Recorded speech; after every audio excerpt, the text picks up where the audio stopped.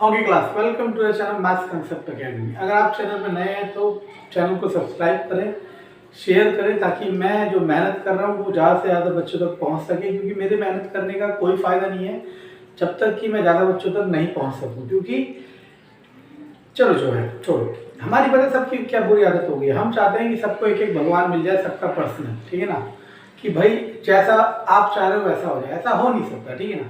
जैसे मैं एक एग्जांपल सेट करता हूँ, ठीक है। जैसे मैं आज टॉपिक करा रहा हूँ आपको रिमाइंडर थ्योरम, ठीक। अब रिमाइंडर थ्योरम के मैं कह रहा हूँ, आप दुनिया का, मैं कह रहा हूँ दिल्ली, हरियाणा, पंजाब, कोई सा स्टेट हो या कोई सी कंट्री हो, कोई भी ऐसा इंसान बता दो जो आपको ये बता सके कि क्वेश्चन आएगा क्या। कोई नहीं बता सकता ना।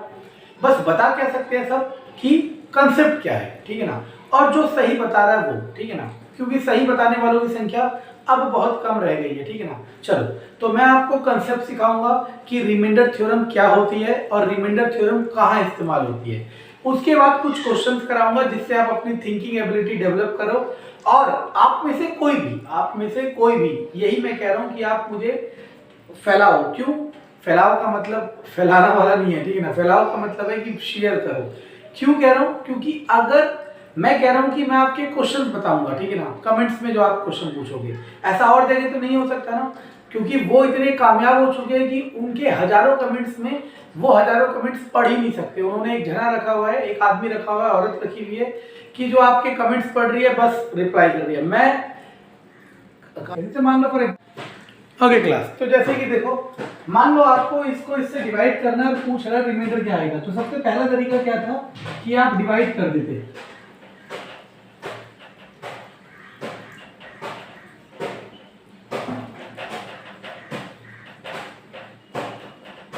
तो आ गया रिमाइंडर। लेकिन अब मैथमेटिशियंस, मैंने कहा mathematics day by day evolve करे जा रही है, आगे बढ़ी जा रही है, तो हमें उसके साथ चलना पड़ेगा।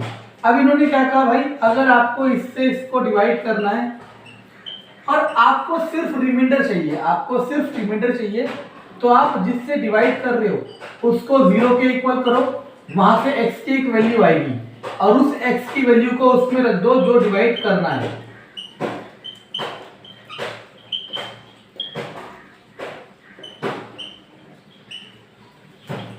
तो यही है रिमाइंडर थ्योरम। क्या है रिमाइंडर थ्योरम?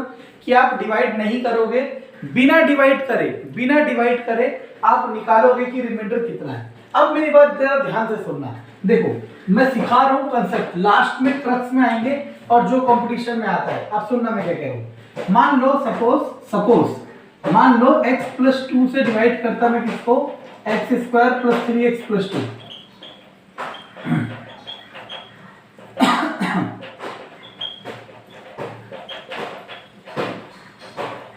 रिमाइंडर क्या आ गया, 0। अब बचपन में जाओ, मान लो 3 से डिवाइड कर रहा हूं 12 को, 3 × 4 = 12, रिमाइंडर क्या आएगा, 0। तो रिमाइंडर 0 कब आता है? रिमाइंडर 0 कब आता है? जब ये नंबर इसका मल्टीपल हो या फिर फैक्टर हो, सॉरी मल्टीपल नहीं फैक्टर हो, ठीक है ना। तो हम क्या कह सकते हैं, एक लाइन यहां से बन गई, रिमाइंडर इज 0 व्हेन, मैं भी इसके रेफरेंस में कह रहा हूं, x + 2 is a factor of x² + 3x + 2। आप सुनते रहना। अगर आप में से किसी को द्विघात समीकरण आता है, नहीं आता, तो मैंने चैनल में वीडियो डाल रखी है, देख लो। इसको तोड़ोगे तो कैसे तोड़ोगे, x² + 2x + x + 2, x common लोगे, x + 2 + 1 कॉमन लोगे, x + 2, तो एक आ जाएगा x + 1, एक आ जाएगा x + 2। तो देखो ये आ गया ना इसका फैक्टर, समझ आया। तो यानी कि अभी हमें इतना कुछ नहीं करना। आपको अभी फिलहाल क्या समझना है क्लास, कि रिमाइंडर थ्योरम में रिमाइंडर निकालने का तरीका क्या होता है ये। और याद रखना, रिमाइंडर 0 आ रहा है तो वो उसका कंप्लीटली फैक्टर होगा। बस यही दो चीज है क्लास, बस यही दो चीज है, और कोई भी क्वेश्चन आप कर सकते हो। और अब मैं क्वेश्चन कराता हूं जो भी पेपर्स में आ रखे, और आप देखना कि आप समझ पा रहे हो या नहीं। ओके क्लास, तो हम एक बहुत ही शानदार क्वेश्चन के साथ आए। तो देखते हैं, मेरा बच्चा उड़ गया, लेकिन कोई बात नहीं, क्लास तो पूरी करेंगे। इसके बाद अगली, तो सबको हाय कह दो, हाय हाय हाय हाय, ठीक है। चलो देखो, अब वो कह रहे हैं कि x - 1 से डिवाइड करेंगे x³ + 3x 3x³ + 2x² - 3x + 2। Reminder find करना है। तो हमने कहा रिमाइंडर फाइंड करने के लिए क्या करेंगे बाबू please, x minus 1 equal to 0, तो x की वैल्यू 1। अब जहां जहां x है वहां 1 रख देंगे। तो देखो 1 की पावर 4, 3, 1 की क्यूब प्लस 2, 1 माइनस 3, 1 स्क्वायर है, ठीक है ना, स्क्वायर प्लस 2। अब देखो 1 plus 3 plus 2 minus 3 plus 2, minus 3 से प्लस 3 गया तो आंसर आ गया 5। तो देखा आपने रिमाइंडर क्या आ गया 5। अब देखो रिमाइंडर थ्योरम की जानकारी होने के बाद ये कितना आसान है, अदरवाइज आपको क्या करना पड़ता है क्लास, इसको पूरा डिवाइड करना पड़ता है, ठीक है ना। ऐसे ही मैं कुछ और क्वेश्चन लाता हूं जिससे आपको इसकी और क्लियरिटी हो। आगे चलो, बच्चा सो गया, देखो अब देखो मतलब सो नहीं गया, मतलब खेलने चला गया। देखो अब क्या करना है, वो कह रहा है कि ये जो एक्सप्रेशन है, देखो एक्सप्रेशन कुछ भी हो सकता है, इससे कोई लेना देना नहीं है। मैं क्या कोई नहीं बता सकता कि पेपर में क्या आएगा, ठीक है ना, हम बस सिखा रहे हैं। वो कह रहा है x plus 1 x square plus 3x plus के, वो कह रहा है डिविजिबल है। डिविजिबल की जगह वो ये भी कह सकता था फैक्टर है, कुछ भी कहता है, इसका मतलब सिर्फ एक ही है, क्या, कि रिमाइंडर आएगा 0। क्योंकि मैं आपको प्रूफ कर चुका हूं कि जब फैक्टर या डिविजिबल होता है तो रिमाइंडर क्या आता है 0। तो आपको क्या करना है क्लास, यहाँ से x प्लस 1 इक्वल टू 0, तो x की वैल्यू -1, इस -1 को हर जगह रखना है और आपको क्या मिलता है रिमाइंडर, लेकिन रिमाइंडर कितना है 0। तो -1 का square plus 3 -1 plus k equal to 0। क्यों, क्योंकि वो डिविजिबल है या फिर उसका फैक्टर है। 1 -3 प्लस k इक्वल टू 0, तो -2 प्लस k इक्वल टू 0, तो k इक्वल टू 2। ये आपका आंसर आ गया। तो दूसरा तरीका ये हो सकता है कि जो एक्सप्रेशन होगा उसमें कोई ना कोई अननोन होगा और वो अननोन आपसे पूछा जाएगा, ठीक है क्लास।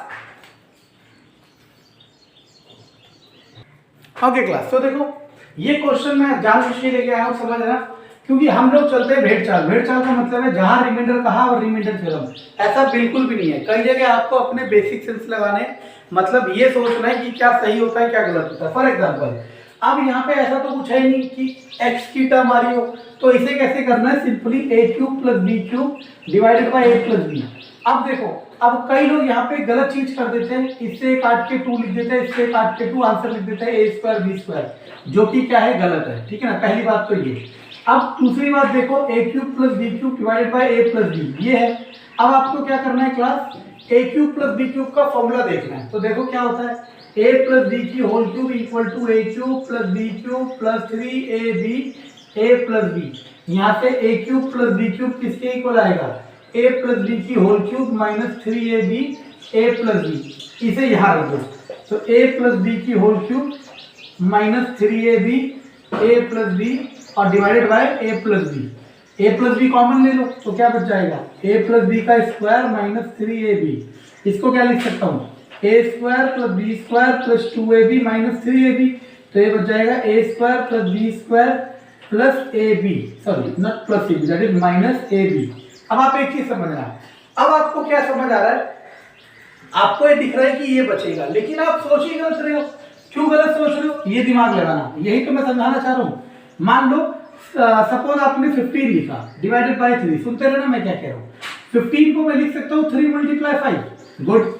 तो अगर 3 से कोई भी, मतलब 15 के जितने भी फैक्टर्स है, कोई एक भी फैक्टर डिवाइड होगा तो रिमाइंडर हमेशा 0 आएगा। कैसे चेक कर लो, 3 से 15 को डिवाइड करोगे, 3 5 15 0।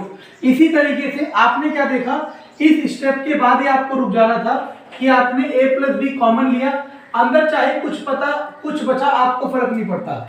आपने देखा ये इससे कट रहा है, यानी कि इस पूरी टर्म में नीचे वाले का एक मल्टीपल आ गया, और अगर नीचे वाले का एक मल्टीपल आ जाता है तो रिमाइंडर कितना हो जाता है 0। तो इस केस का आंसर रिमाइंडर क्या होना चाहिए था, 0। और ये देख के कितने सेकंड में बताया जा सकता था, 3 सेकंड, 4 सेकंड या फिर 5 सेकंड में कोई भी आंसर बता सकता है। देखो क्वेश्चन, वो कह रहा फाइंड रिमाइंडर। उसी कंसेप्ट को आगे बढ़ाते हुए मैंने क्या देखा, मैंने यहाँ 5 नहीं लिखा हुआ जानबूझ के। अगर 5 लिखा होता तो रिमाइंडर 0, लेकिन यहाँ पे 10 तो लिखा है, और 10 को लिखा जा सकता है 2 जमा 5, 2 गुना 5। इस 5 से 5 चला जाएगा, तो रिमाइंडर कितना आएगा, 0। बस आपको ये चीज समझनी है कि नीचे जो भी नंबर होगा उसका मल्टीपल या वो ऊपर आ जाता है तो रिमाइंडर हर बार क्या आएगा, 0 आएगा। ओके क्लास, तो एक और क्वेश्चन आया जिसमें हमें पूछा रिमाइंडर, और ये सारे क्वेश्चन जो भी मैं करा रहा हूँ या तो एसएससी या फिर DSSB या फिर KVS या फिर किसी भी स्टेट गवर्नमेंट जॉब में आ चुके हैं, ठीक है ना। इससे कोई फर्क ही नहीं पड़ता कि किस एग्जाम में आए। अगर आप एग्जाम के हिसाब से पढ़ने लगे तो फिर तो पढ़ते रह गए। आप पढ़ो टॉपिक के हिसाब से कि मुझे टॉपिक आना चाहिए। अब देखो इसका रिमाइंडर निकालना है। मैं बार बार कह रहा हूँ आपके सेंसेस हमेशा खुले होने चाहिए। जरूरी नहीं है कि रिमाइंडर थ्योरम पढ़ा है तो सारे क्वेश्चन सिर्फ और सिर्फ रिमाइंडर थ्योरम से ही होंगे। कौन से रिमाइंडर थ्योरम से होंगे और कौन से आपके बेसिक सेंस से, ये आपको हमेशा पता होना चाहिए। अब मैंने आपको एक टॉपिक करा रखा है यूनिट प्लेस वाला। जिसको आता है उसे बहुत अच्छी बात है, जिसको नहीं आता कहीं ना कहीं से तो सीखिएगा। तो मेरे चैनल में जाओ, यूनिट प्लेस का मैंने पूरा टॉपिक करा रखा है और बहुत डिटेलिंग में करा रखा है, ठीक है ना। चलो देखो, अब उस यूनिट प्लेस वाले हिसाब से हमने कहा था 2 की पावर 4 क्या होता है, 6 होता है। तो इसे तोड़ो। 2 की मतलब देखो हमें सिर्फ यूनिट प्लेस से मतलब होता है। 2 की पावर 4 6 होगा और 6 की पावर कुछ भी 6 ही होता है।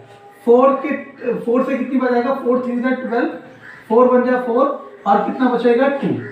आप देखते रहना। और 4 की पावर कुछ भी हो, 4 की पावर सॉरी नॉट 4 की पावर कुछ भी हो, 6 की पावर है ना। 4 की पावर 2 कर दो 6 हो जाता है और 6 की पावर कुछ भी हो 6 ही होता है। 4 की पावर 2 की पावर 2 7 जा 14 2 6 जा 12। अब देखो 2 की पावर 4 6 होता है, नीचे 10 है मुझे भी याद है। 2 की पावर 4 6 होता है, 6 की पावर कुछ भी 6 ही होगा। और 2 की पावर 4 कितना होता है, तो 2 की पावर 2 कितना होता है 4 6 4 जा 24 का 4 बचेगा। एक बार और देख लो क्लास।